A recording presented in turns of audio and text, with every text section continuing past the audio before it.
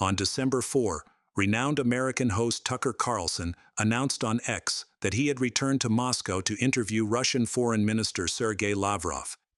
He stated that since leaving the country in February after interviewing President Putin, the Biden administration has brought the U.S. closer than ever to a nuclear conflict with Russia, the nation with the world's largest nuclear arsenal. He remarked, "The dangerous situation has accelerated since then, reaching its peak in the weeks following Trump's election. Just weeks ago, the Biden administration authorized U.S. personnel to launch missiles into Russia, killing at least a dozen Russian soldiers." He warned, "Most Americans don't realize we are in a hot war, an undeclared war, a war you didn't vote for and most Americans don't want. Yet that war is ongoing." He also openly referred to a shadowy force steering America, saying, "We assumed there must be someone behind the scenes in Washington doing everything possible to ensure this conflict doesn't escalate into a nuclear massacre, but we found out that there's no one." Tucker further revealed that he had attempted to contact President Zelensky, but was blocked by the White House, which had reportedly ordered Zelensky not to grant the interview. The appearance of this prominent right-wing journalist in Russia at this critical moment underscores that the situation is far more severe than it may appear amid last week's calm. The Biden administration has severed all diplomatic exchanges with Russia, despite the dangerous escalation threatening catastrophic war. Tucker Carlson's presence in Russia is no coincidence. He is believed to be Trump's unofficial diplomat. Notably, Democratic strategist James Carville confirmed on MSNBC on December 3 that Tucker Carlson is the most influential figure in shaping Trump's cabinet nominations. Additionally, in the past week, a war has erupted on several new fronts, yet most Americans, and even we, are unaware of what's truly happening. Consider the events in Syria. Few are aware that the extremist Sunni Muslims of Hayat Tahrir al-Sham, HTS, backed by NATO, recently launched a highly successful assault on Syria's second-largest city, Aleppo, and are now threatening to overthrow President Assad's regime. For now, HTS's offensive appears to be slowing, as the Syrian government forces, with support from Russian allies, intensify their retaliatory airstrikes. The Syrian civil war began in 2011, and the Obama administration played a crucial role in instigating this conflict. It led to a major refugee crisis that Western European countries are still grappling with. The civil war in Syria reignited on November 30 against the backdrop of Russia, achieving some victories in Ukraine and at a time when Trump had not yet taken office. If President Assad of Syria is overthrown, it would be a significant victory for the deep state. In terms of geopolitical strategy, Israel's swift elimination of Hezbollah and Russia's focus on the war in Ukraine seem to have placed President Bashar al-Assad at a disadvantage. Of course, other forces are working in Syria. Reuters reported on December 3 that Iraq-based militias backed by Iran have crossed the border into eastern Syria to assist the Syrian army in repelling the advance of the HTS jihadist rebels. Meanwhile, Iranian Foreign Minister Abbas Araghchi stated on December 20 that resistance groups will help Syria, and Iran will provide all necessary support. Iran is preparing to intervene directly in the Syrian conflict. It is worth noting that Iran typically prefers to conduct warfare through proxy forces such as Hezbollah, Palestinian Jihad, the Houthis, and others. However, the current situation appears quite desperate, requiring Iran to take more decisive measures to protect the bases where its Islamic Revolutionary Guard Corps (IRGC) forces are stationed in Syria. Meanwhile, the ceasefire between Israel and Hezbollah seems to be breaking down despite only being in place for 5 days. On December 2, Hezbollah fired missiles into Israel, claiming that an Israeli reconnaissance drone had violated the agreement. If Hezbollah is forced to keep its forces in Lebanon to deal with Israel, the group will be unable to intervene in the Syrian conflict. Sources close to Hezbollah have stated that the militant group currently has no intention of sending fighters to assist President Assad in Syria. An important detail is that these conflicts are interconnected.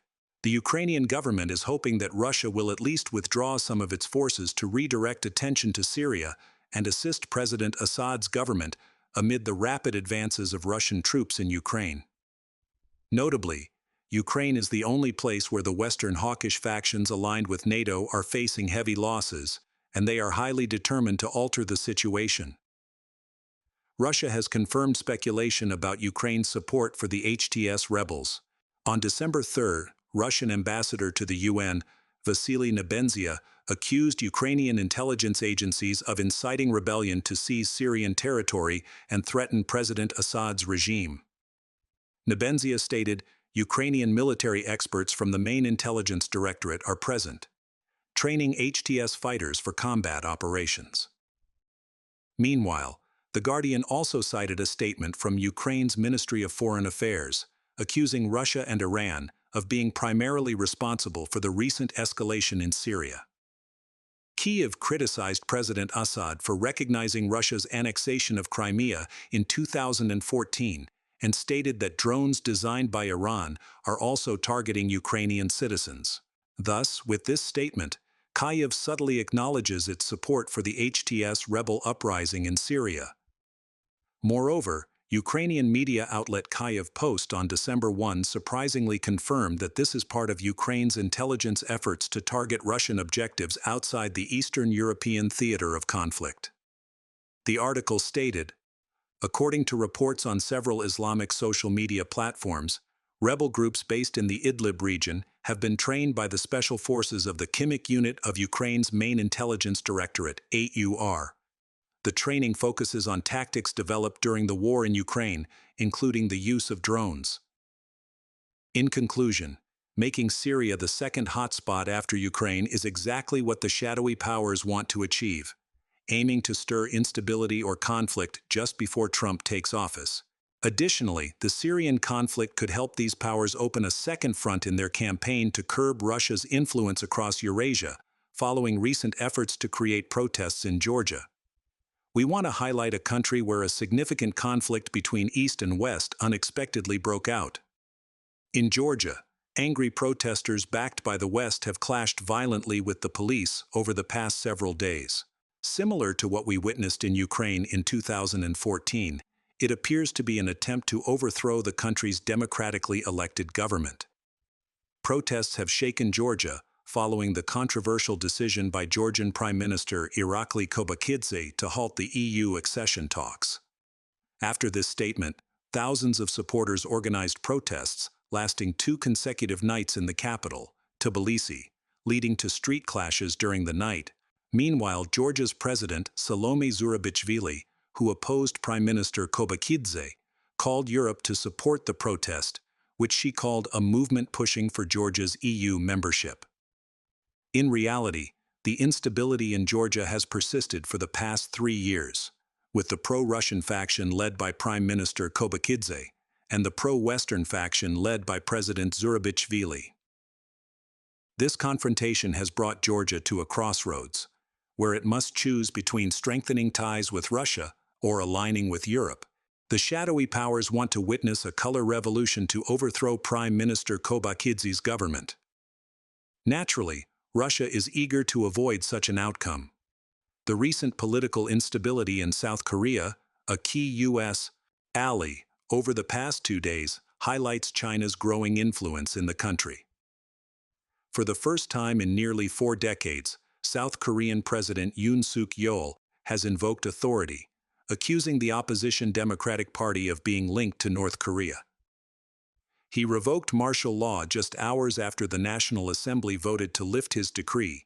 President Yoon stated that the political opposition currently dominates the parliament and has paralyzed the judiciary by threatening judges and impeaching a large number of prosecutors. North Korea is not the only country influencing the Korean peninsula. China, South Korea's largest trading partner, plays a significant role in the political instability. According to the Epoch Times, Lee Jae-myung, leader of the opposition party, has taken a friendlier stance toward China, while President Yoon is working to bring South Korea closer to the U.S. and reverse South Korea's long-standing trend of warming relations with Beijing. During his campaign in March, Li criticized Yoon's approach to China, asking, "Why provoke China?" and "What does the Taiwan issue have to do with South Korea?" Former presidential candidate Li was sentenced 2 weeks ago for violating election laws and given a 1-year suspended sentence. Li lost to Yoon in the 2022 election by less than 1%, making it the closest presidential race in South Korean history. His party secured a significant victory in the April general election, winning 175 out of 300 seats, compared to the ruling People Power Party's 108 seats. South Korea heavily relies on China for trade and investment, and this relationship allows Beijing to influence other areas of the country, including politics. If President Yoon, the right-wing leader, is deposed, it will complicate efforts to maintain a policy of containing China, as South Korea is one of the 2 key U.S. allies in the region. This concludes today's commentary. Thank you for watching, and we look forward to seeing you in the following programs.